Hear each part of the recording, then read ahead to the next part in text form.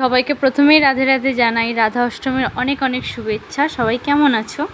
আজকে রাধা অষ্টমী। রাধা অষ্টমীর এই পবিত্র দিনে সবাইকে জানাই অনেক শুভেচ্ছা।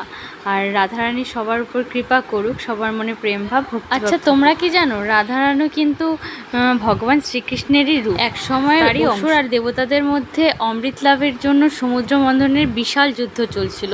তখন কিন্তু দেবতারা হেরে যাচ্ছিল এবং বারবার যে অসুর দেবতারা দেখলো এ তো মহা মুশকিল, যদি অসুররা জিতে যায় তাহলে তো নরলোকে তাহলে মানুষকে টিকতেই দেবে না, অসুররা রাজত্ব করবে।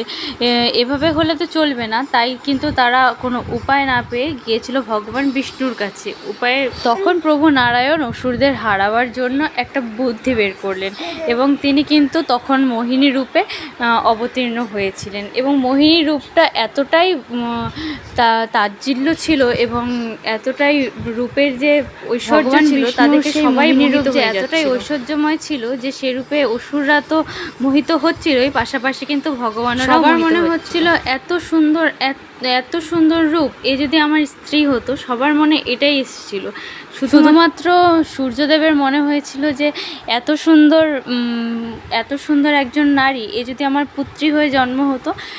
ভগবান কিন্তু মনে বলে না যে ভগবান শুধু মনের ভাব নেন।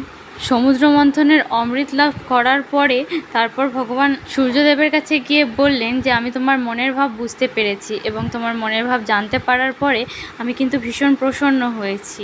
তাই আমি তোমাকে বরদান দিতে চাই।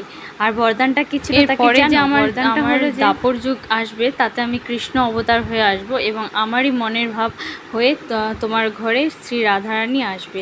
তাই কিন্তু দাপর দেবীর রূপ বৃষভানুর ঘরে কিন্তু শ্রী রাধারানী জন্মেছিলেন এবং বৃষভানু কিন্তু শ্রী রাধারানীকে বেশ যত্নে মানুষ করেছিলেন। দাপর যুগে